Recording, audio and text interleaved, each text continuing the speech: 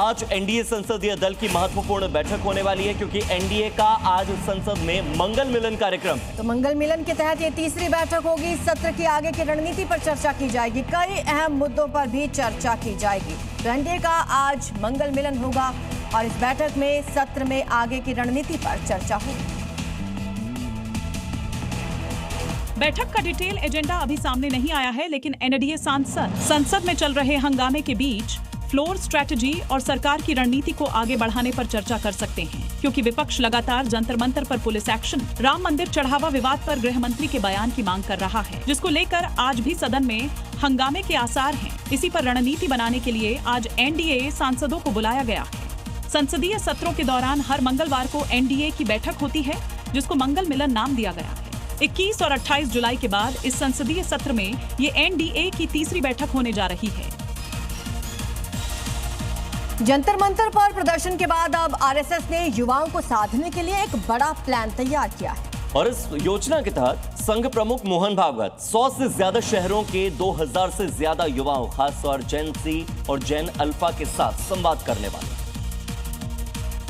मुंबई में 8 अगस्त को युवाओं द्वारा संचालित दुनिया के सबसे बड़े संगठन India's international movement to unite nations की 15वीं वर्षगांठ मनाई जाएगी। The role of youth in uniting the world, the Indian way theme पर आयोजित इस कार्यक्रम में यूथ नेशनल और ग्लोबल मुद्दों पर चर्चा करेंगे। कार्यक्रम में college university student, youth professional, startup से जुड़े युवा और विभिन्न क्षेत्रों में काम कर रही नई पीढ़ी को बुलाया गया है, जहां उनको खुलकर अपनी बात रखने और अलग अलग मुद्दों पर सवाल रखने का मौका मिलेगा। इस संवाद कार्यक्रम में देश के अलग अलग शहरों के साथ ही स्थानीय युवाओं को भी बुलाया गया है। पीके यानी कि प्रशांत किशोर ने बांकीपुर में बीजेपी का गढ़ ढहाकर अपनी पार्टी जन सुराज का खाता आखिरकार खोल दिया। और जीत पर प्रशांत किशोर ने कहा कि ये सिर्फ एक विधायक चुनने का चुनाव नहीं, बल्कि बीजेपी और उसके नेतृत्व के खिलाफ निर्णय लेने का वक्त था। पटना में बीजेपी की हाई प्रोफाइल सीट बांकीपुर से चुनाव जीतकर प्रशांत किशोर ने जबरदस्त सियासी एंट्री मारी है। पीके ने बीजेपी प्रत्याशी नीरज कुमार को 19,246 वोटों के अंतर से हराया है। चुनाव प्रचार के दौरान और जीत के बाद प्रशांत किशोर ने सबसे पहला मोर्चा मुख्यमंत्री सम्राट चौधरी के खिलाफ खोला और निशाना साधते हुए बीजेपी से बिहार को अच्छा सीएम देने का तंज कसा। कि जो नेतृत्व यहाँ पर भाजपा ने थोपा है सम्राट चौधरी का, वो बिहार के लोगों को स्वीकार्य नहीं है। किसी अच्छे आदमी को बनाइए। और इसी बीच बड़ी खबर कि कई राज्यों में भारी बारिश का अलर्ट जारी किया गया है। 7 दिन तक ये बारिश का अलर्ट रहेगा।